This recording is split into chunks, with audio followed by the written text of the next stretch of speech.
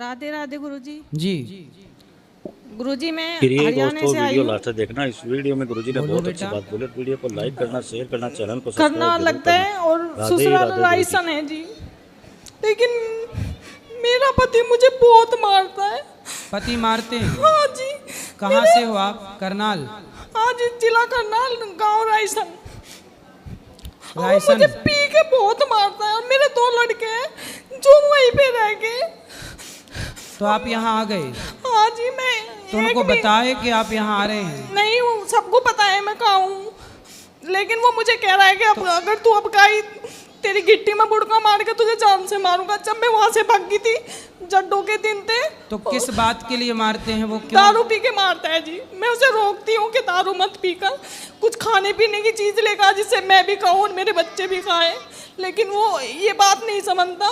बस मुझे रात को 2 बजे के बाद मुझे बहुत मारता है और पिटबुल का कुत्ता बांध रखा था, वो खोल देता था जिससे कोई मोहल्ले पड़ोस का मुझे छुटवाने भी ना आए। पिटबुल का कुत्ता था जी, 8,000 का लिया था उसने। गंजा बेचा, उसमें भी मैंने उसका सपोर्ट करा क्योंकि मेरा धर्म था अपने पति की रक्षा करना, लेकिन उसने मुझे बहुत मारा जी। मैं जड्डों में भाग आई थी, मेरे सिर में कैंची मार रखी थी, खुन्ना खाई, और एक बामनी ने मुझे अपनी टूटी हुई चप्पल दी और मेरे पे ना कपड़े थे ना कुछ था। मैं बड़ी मुश्किल से अपने घरों आई भाग के रात तो को। उनके जो आपके सास ससुर हैं वो नहीं डांटते, उसे रोकते? उसने अपनी माँ को भी मारा, बाप तो मर गया उसका। वे 2 भाई हैं, एक बहन है उसके। तो उसके भाई लोग समझाते नहीं है? नहीं, वो सबको मारता है। उसने अपना भाई भौजी काट रखे थे, वो वहाँ पे पृथ्वीराज चौहान की मूर्ति के नीचे किराए पे रह रहा है। बहुत बुरा है जी, बहुत मारता है मुझे। मेरे दोनों लड़के वहीं रह गए। तो बच्चों को भी मारता है? मेरा के तो मारता था, पीछे पता नहीं। बहुत बुरा है, तो इतना आपके मारता बच्चे है। कितने बड़े हैं? एक 8 साल का होगा, एक 6 साल का। उसका नाम हनी और सहजप्रीत है। तो आप छोटे छोटे बच्चों को छोड़ के आ गए हैं? अब गुरुजी मैं क्या करती, जब मेरे सिर में कैंची बाढ़ रखकर पीछे से वो पत्थर टैल का काम करता है और ग्राइंडर मशीन लियो फिर रहा था, कह रहा है कि तेरे टुकड़े करूंगा, और कच्ची लैटरिन थी, कह रहा है इसमें दाब दूंगा, कह दूंगा किसी की गैल भाग गई। अब बताओ मैं क्या करती रात को। तो आपके माँ बाप को बताया आपने? मेरे पापा थे सपोर्ट में, लेकिन वे भी रक्षाबंधन वाले दिन मर गए। मम्मी सपोर्ट नहीं करती, भाई भी सुनते नहीं मेरी। भाई सपोर्ट नहीं करते? नहीं जी, 1 साल होगा उनके पास आए हुए मुझे तो हरियाणा बताओ से भी। मैं आपकी क्या सेवा करूं? गुरुजी बस वीडियो के माध्यम से यही कह रही कि जो मेरी वो वीडियो देख के ऐसा उसे करना नहीं चाहिए। पहले तो उन्होंने झोली पला के मांगा था मुझे, कह रहे 50 गज का प्लाट देंगे, ये देंगे। वहां जाके जो उन्होंने मुझे एक गुंटी और पंजेब चढ़ाई थी 12 तोले की, वो भी खोस ली। अब बताओ, ऐसे किसी गरीब की लड़की को झोली पला के मांगे और फिर उसे बहुत मारे हैं। तो मतलब आपका विवाह जब हुआ तो पहले आपको मांगा उन्होंने? हाँ जी, घरों आए थे। 2 बहन की शादी हुई थी मेरी गैल, मेरी छोटी बहन बड़े भाई तो के आपको गई थी। शादी के पहले पता नहीं था कि ये लड़के ऐसे हैं? नहीं शराब? जी, यूँ कहा था 2 भाई हैं और इनका मतलब पानीपत में भी खुद का प्लाट है और राजस्थान में भी अपना खुद का 250 गज का प्लाट है। ऐसा बोला था? हाँ जी, पर था नहीं? कुछ नहीं था, बस गांव में ही एक 250 गज का प्लाट है, उसमें 2 हिस्से हैं। मतलब देख लो, ऐसा होता है विवाह में फ्रॉड।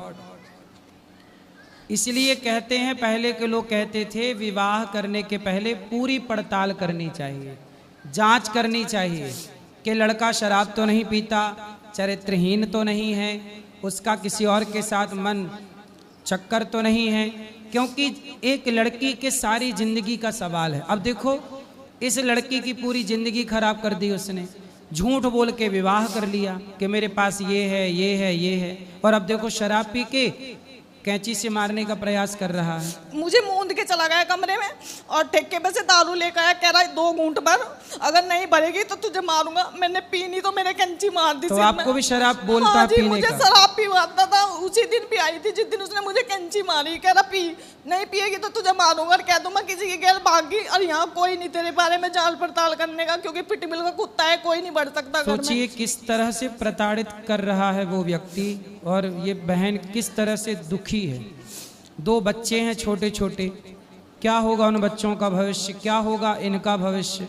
अब इनका साथ ना इनकी माँ देने को तैयार, ना भाई देने को तैयार, ना समाज, कोई क्या करे भाई। पति ही साथ देगा एक काम करो, उसको ला सकते हैं या हम समझाएंगे उसको? बिल्कुल नहीं आने का जी, वो अपनी अपनी चलावे, हरियाणा वाले किसी की नहीं सुनते, अपनी अपनी चलावे। आपकी कथा सुन के, जैसे आपकी कथा चलती थी टीवी में, आप जैसे एक दो बार कह देते थे कि भाई आधी लड़कियों का घर माँ की वजह से बिगड़ा है, वो इतनी बात सुन के मुझे ही मारता था, कहता तेरी माँ भी ऐसा करती है, जिसमें मेरी माँ ने कभी भी मुझे कोई गलत शिक्षा नहीं दी, ना मेरी माँ कभी फोन करे थी। जब भी मैं अपनी माँ से बात करती थी, लैटरिन में लुक के बात करती थी, क्योंकि वो मुझे मेरी माँ से बात ही नहीं करने देता था। कभी भी मेरा पापा मेरा सिंधारा लेके गया तो चोरी तावे था, चोरी तो मैं कथा में ये भी तो बोलता हूँ कि पत्नी का सम्मान करना चाहिए, तो वो वाली बात नहीं सुनता। ये बात नहीं सुनता था, बस जो चुगली की बात हो रही थी वो सुन के मुझे ही मारा था बस जी। तो बस भगवान से यही प्रार्थना है कि आप अच्छे से रहें। बस गुरुजी मुझे मेरे बच्चे चाहिए दो, तो वो तो मिल जाएंगे। वो देने का नहीं, उनके बिना मैं मच्छी की तरह तड़प रही।